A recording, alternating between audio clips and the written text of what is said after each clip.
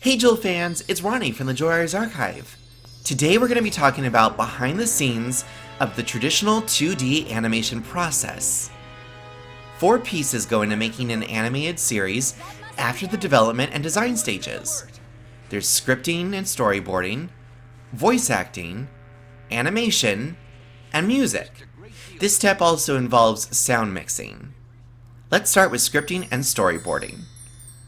Scripts were written for each episode, with Robert Mandell himself writing the openers and closers for each season. The story editor for the series was Shelley Shapiro, who would go on to be an editor at Del Rey Books, and specifically work on the Star Wars series of novels. As is common in the animation industry, shows are storyboarded by artists in the United States. Storyboards are quick drawings of key poses, expressions, and shots to guide animation. These storyboards, once timed to the vocal tract, called slugged storyboards, are then used by a foreign animation studio to complete the final animation. The show gives credit as follows: art direction to Greg Attore and Billy Zietz. Storyboard artists are Nicholas Filippi, Oliver Thomas, Tom Nesbitt, Glenn Lovett, and Lance Taylor. Storyboard slugging by Brad Neve and Eduardo Soriano.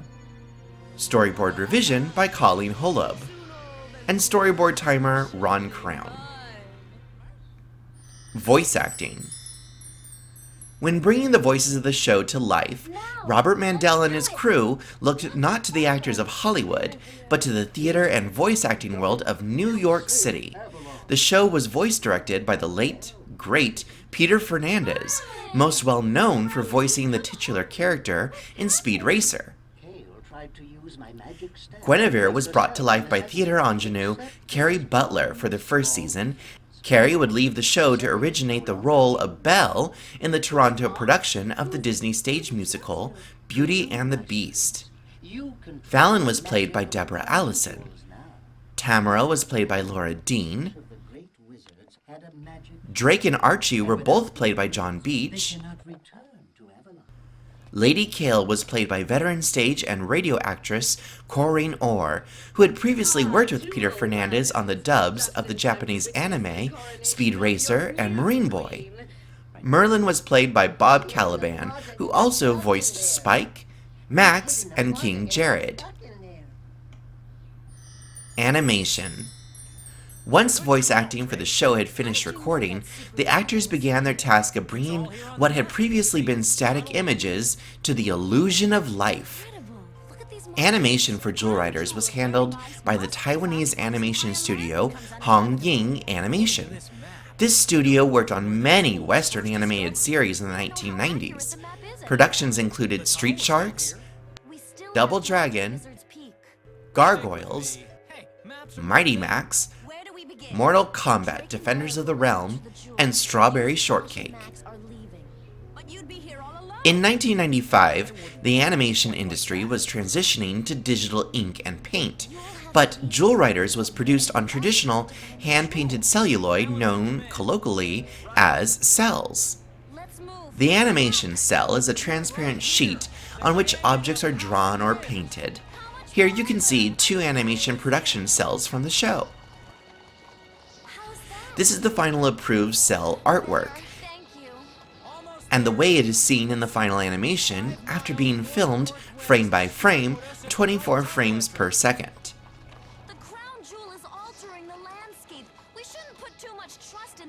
This production artwork showcases both the layout art with paint guide and the painted cell with final background. This is the final approved cell setup, and the way it is seen in the final animation process after being filmed frame by frame, 24 frames per second. Music. For the musical aspect of the show, the music supervisor was Ken Kushnick. He oversaw composer Louis Fagenson to create the background music for the show. Lou was brought in around 1993 and 1994, when the project was still under development as Dragon Riders of Pern. Lou told the Jewel Writers Archive, "I wanted to research it. go Renaissance music. If you listen to it, there's lots of recorders, lots of harps. Lou was also inspired by classic adventure and science fiction movies such as Mysterious Island and Journey to the Center of the Earth. He was also inspired by orchestral music and music of the Disney movies. Lou recalled, "Soon after, I started getting roughly timed storyboards and then decided motifs and tone colors to the storyboards." Lou, based in Los Angeles, would get a VHS tape once a week with time code on one audio channel, and the other code had the voiceovers.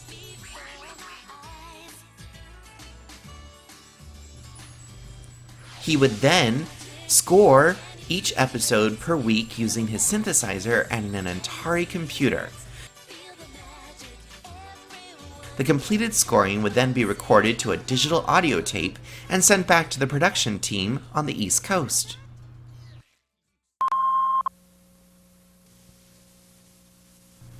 On September 10th, 1995, Princess Gwenevere and the Jewel Riders debuted in North America as part of the Sunday morning Amazing Adventures block of animation. And now for another great, amazing adventure. Jump in the ring, destiny comes, together as friends, we'll get through it all. Princess Gwenevere and the Jewel Riders. The sun and the moon will show us the way, with love in their hearts.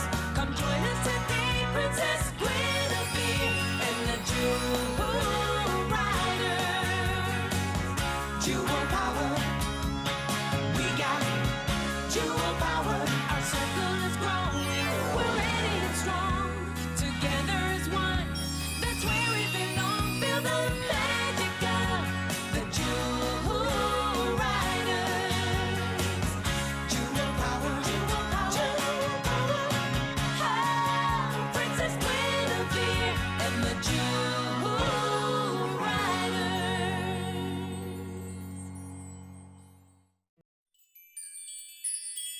By the magic of the Sunstone, you're tuned into the Jewel Riders Archive.